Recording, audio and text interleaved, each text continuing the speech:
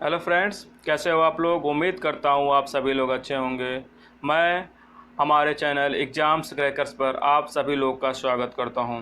दोस्तों, हम लोग आधुनिक भारत के इतिहास से संबंधित महत्वपूर्ण प्रश्नों को यहाँ पर डिस्कस कर रहे हैं और उसको याद करने की कोशिश कर रहे हैं। इस क्रम में दोस्तों हम लोग अभी तक 150 क्वेश्चंस कर चुके हैं और आगे आज उससे स्टार्ट करेंगे। ठीक है दोस्तों, तो चलिए आज का पहला क्वेश्चन स्टार्ट करने से पहले आप लोगों के लिए एक अनाउंसमेंट है। तो दोस्तों, इसी चैनल पे हर संडे को आपको वीकली करंट अफेयर, साप्ताहिक करंट अफेयर आपको प्रोवाइड कराया जाएगा। ठीक है दोस्तों, तो हमारे चैनल को सब्सक्राइब करिए और इस चैनल से जुड़े रहिए दोस्तों, और इसको शेयर, लाइक्स और कमेंट्स करके ज़रूर बताइए कि वीडियोज आपको कैसे लग रहे हैं। ठीक है दोस्तों, चलिए आज के पहले प्रश्न की तरफ बढ़ते हैं। पहला प्रश्न है, भारत छोड़ो आंदोलन के दौरान उत्तर प्रदेश के किस जिले में समानांतर सरकार की स्थापना की गई थी। ठीक है दोस्तों, आपके पास ऑप्शन है इलाहाबाद, दूसरा ऑप्शन है फैजाबाद, तीसरा ऑप्शन है बलिया, चौथा ऑप्शन है लखनऊ। तो दोस्तों जल्दी से अपना आंसर कमेंट्स बॉक्स में बताइए और ज़रूर ये टेस्ट आप दीजिए और कमेंट्स करके ज़रूर बताइए कि आपके कितने सही हो रहे हैं। चलिए जल्दी से इसका आंसर बताइए दोस्तों। तो इसका सही आंसर होगा बलिया।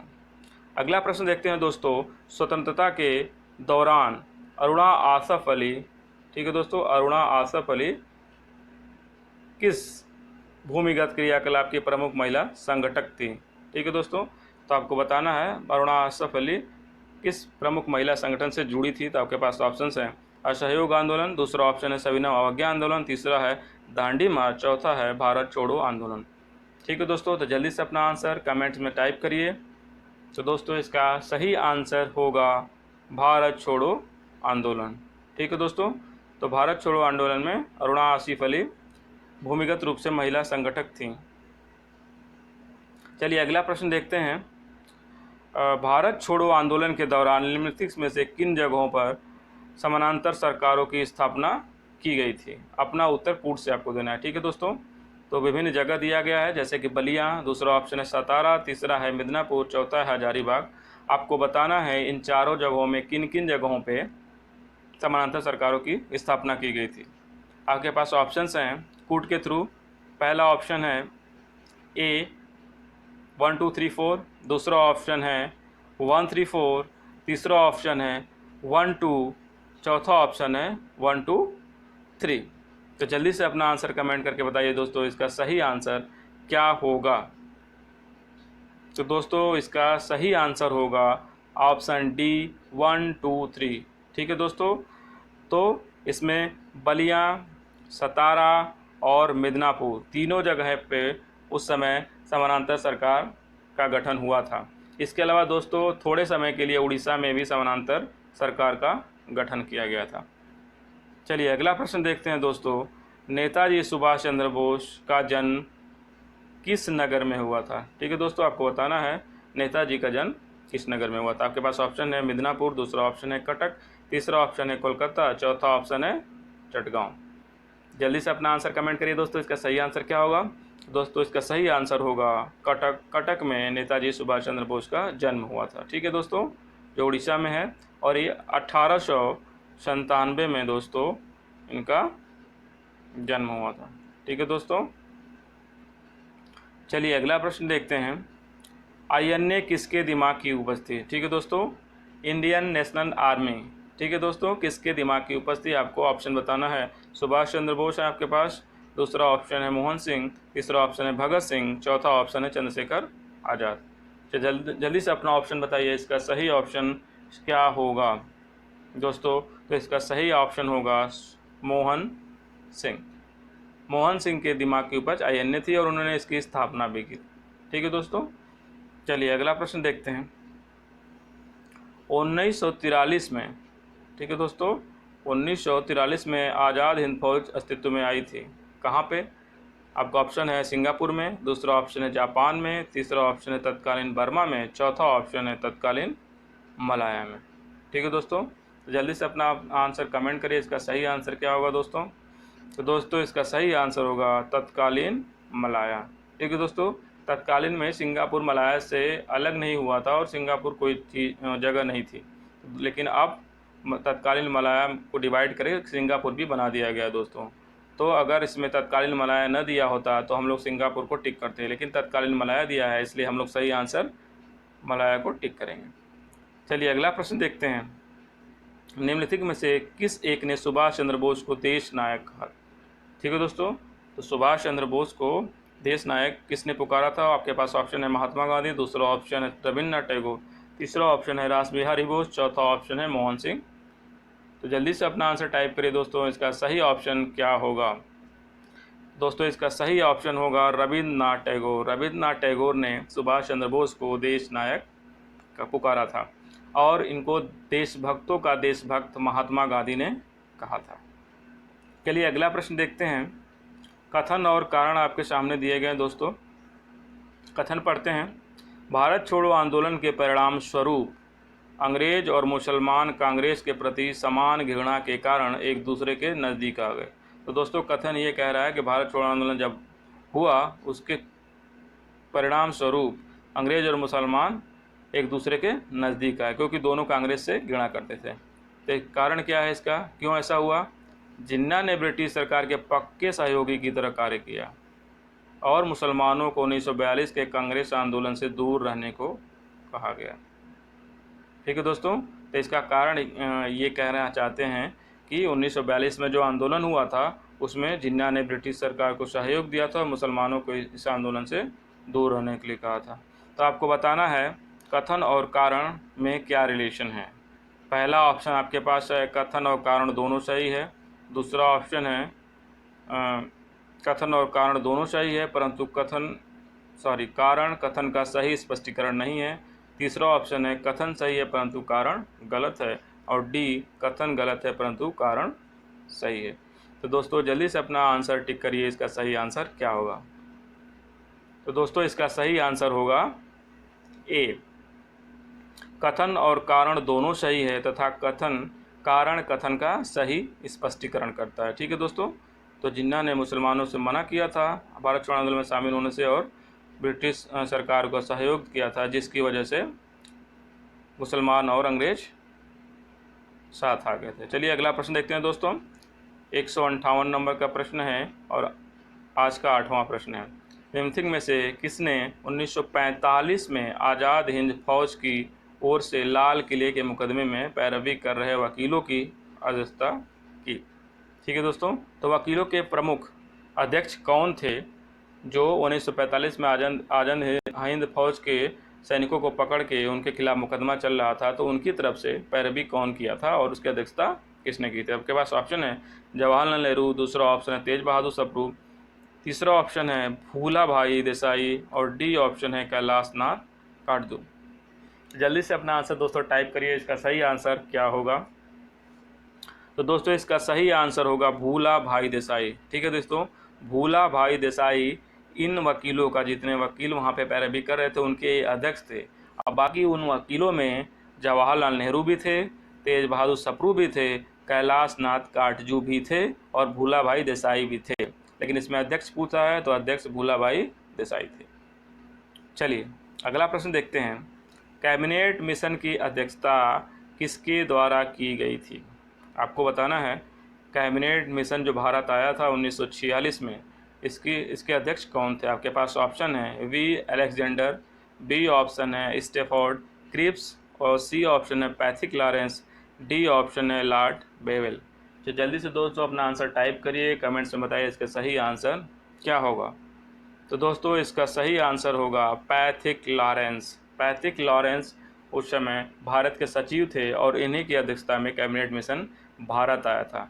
बाकी दोस्तों इनके साथ साथ ऊपर के जो 3 लोग नाम हैं वो इसके सदस्य थे। ये त्रिस्तरीय सदस्य था। इसमें वी अलेक्जेंडर, स्टेफोर्ड क्रिप्स और पैथिक लॉरेंस तीनों लोग थे सम्मिलित, और लेकिन अध्यक्ष कौन था? Pethick Lawrence. चलिए अगला प्रश्न देखते हैं। कैबिनेट मिशन योजना के विषय में निम्नलिखित में से कौन सा सही नहीं है? आपको बताना है कि इसमें एक सही नहीं है कैबिनेट मिशन योजना के बारे में, वो आपको बताना है। पहला ऑप्शन है प्रांतों का सामूहिकरण, प्रांतों का एकीकरण करने की बात की गई थी। दूसरा ऑप्शन है पाकिस्तान की स्वीकृति की बात की गई। तीसरा ऑप्शन है संविधान निर्माण का अधिकार भारत को दिया गया, भारत के लोगों को दिया गया। चौथा ऑप्शन है भारतीय सदस्यों वाला अंतरिम मंडल बताने की बात कही गई। तो जल्दी से अपना आंसर बताइए, इसमें सही क्या नहीं है। तो दोस्तों इसका सही जो आंसर होगा वो है पाकिस्तान की स्वीकृति। कैबिनेट मिशन ने पाकिस्तान की मांग को अस्वीकार कर दिया था। तो ये ऑप्शन आपका इसमें गलत है, बाकी सारे ऑप्शंस उस प्रस्ताव में सम्मिलित थे और उसको माना गया था। चलिए अगला प्रश्न देखते हैं। कैबिनेट मिशन के भारत आगमन के समय भारतीय राष्ट्रीय कांग्रेस का अध्यक्ष कौन था। ठीक है दोस्तों, तो 1946 में आप लोग को पता है कैबिनेट मिशन आया था, तो उसके उस समय कांग्रेस का अध्यक्ष कौन था आपको बताना। आपके पास ऑप्शंस हैं जवाहरलाल नेहरू, दूसरा ऑप्शन है JB कृपलानी, तीसरा ऑप्शन सरोजनी नायडू, चौथा ऑप्शन है मौलाना अबुल कलाम आज़ाद। तो जल्दी से अपना आंसर बताइए दोस्तों। तो दोस्तों इसका सही आंसर होगा मौलाना अबुल कलाम आज़ाद उस समय कांग्रेस के अध्यक्ष थे। अगला प्रश्न देखते हैं दोस्तों।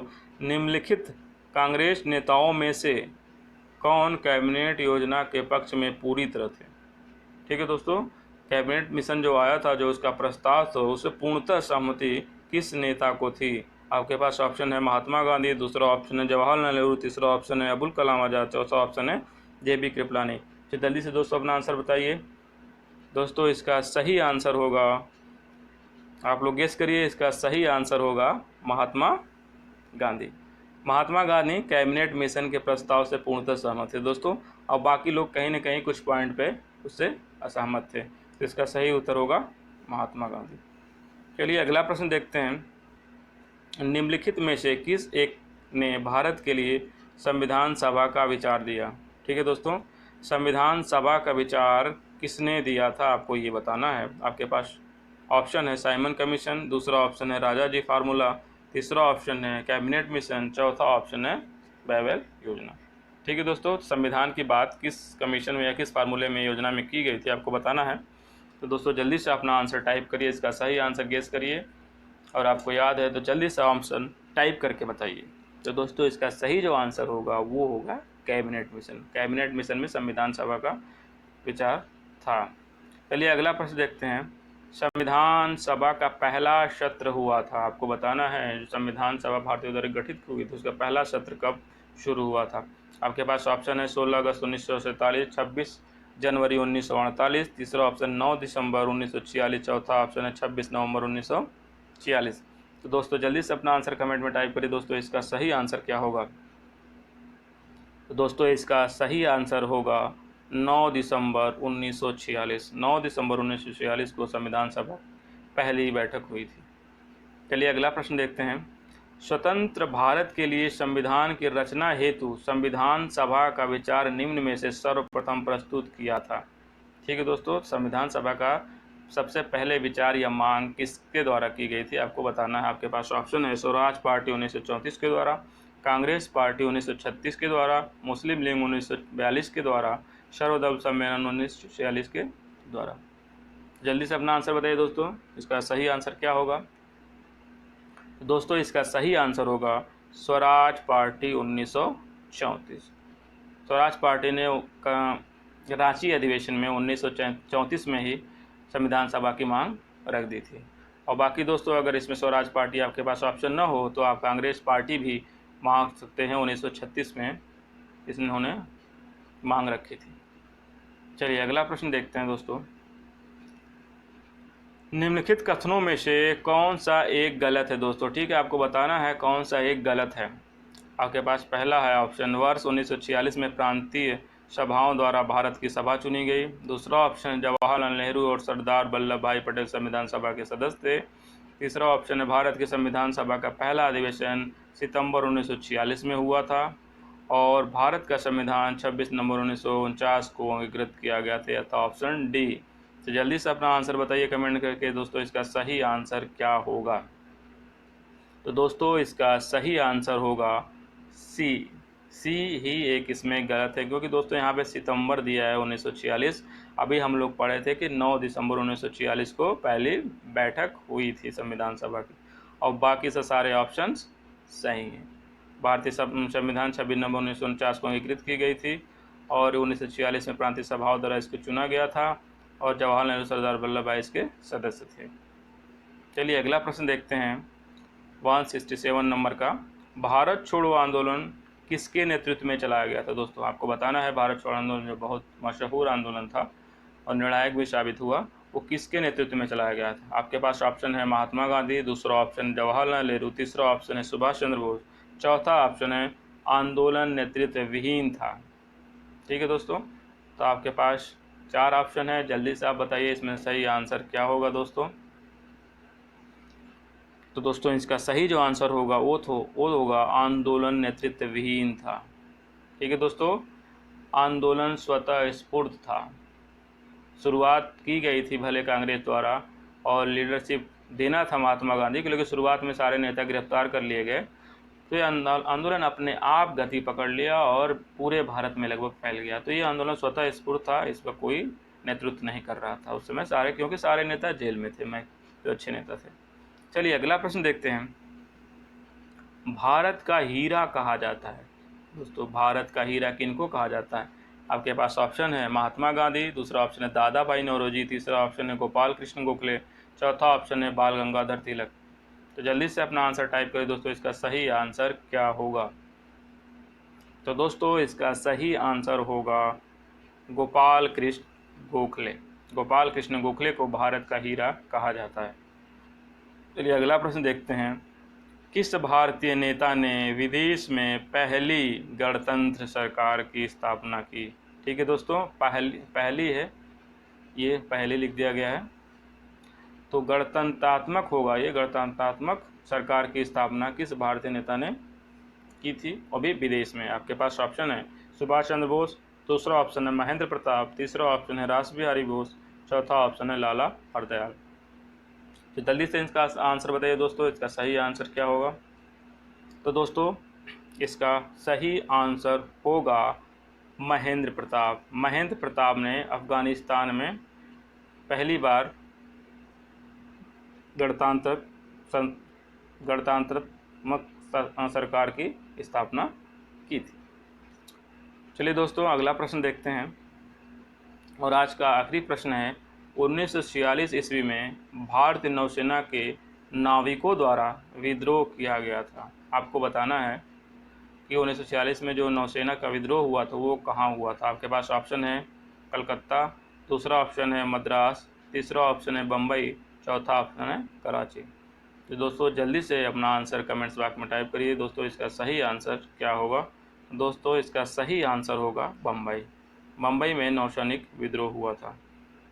तो दोस्तों आज का वीडियो आपको कैसा लगा कमेंट्स करके ज़रूर बताइए, और हमारे चैनल को सब्सक्राइब करिए, शेयर करिए, लाइक और कमेंट्स ज़रूर करिए दोस्तों। थैंक यू दोस्तों, मिलते हैं नेक्स्ट वीडियो में।